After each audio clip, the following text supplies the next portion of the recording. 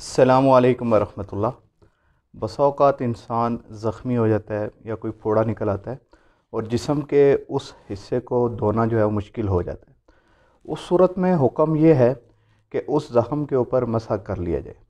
اگر مسح کرنا بھی ممکن نہ ہو تو اس حصے کو چھوڑ کر اس کے باقی حصے کو دھو لیا جائے۔ فرض کریں کہ ہاتھ پر میرے یہاں یہ حصہ زخمی ہو گیا، یہ والا حصہ، تو اس حصے کو چھوڑ کر اس حصے کو مجھے دھو لینا چاہیے۔ اس پر اگر مسح کرنا ممکن ہو، جس طرح ہم سر پر مسح کرتے ہیں، تو مسح کر لیا جائے، ورنہ اس کو بھی چھوڑ دیا جائے۔ اسی طرح بسا اوقات زخم کے اوپر پٹی باندھ دی جاتی ہے۔ اگر پٹی اتارنے میں کوئی دقت نہ ہو تو پٹی اتار کر اس کے اوپر مسح کر لیا جائے، اور اگر پٹی اتارنے میں دقت ہو تو پھر پٹی کے اوپر ہی مسح کر لیا جائے۔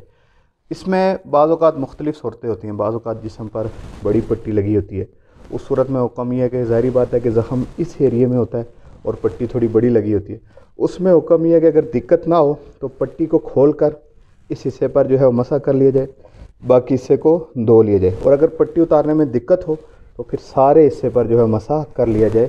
جیسے بسا اوقات کسی انسان کا جو ہے وہ بازو ٹوٹ جاتا ہے یا اس طرح پاؤں ٹوٹ جاتا ہے تو اس پر پلستر ہوتا ہے، تو پلستر کے اوپر جیسے مسح کر لیا جاتا ہے، اس صورت میں بھی یہی حکم ہے۔ تو یہ جو احکام تھے یہ مسح کے احکام تھے۔ اسی طرح جب زخم لگ جائے اس سے متعلق تھے۔ اس سے متعلق کوئی آپ کا سوال ہو تو ہمیں ضرور بتائیے گا۔ جزاک اللہ خیر۔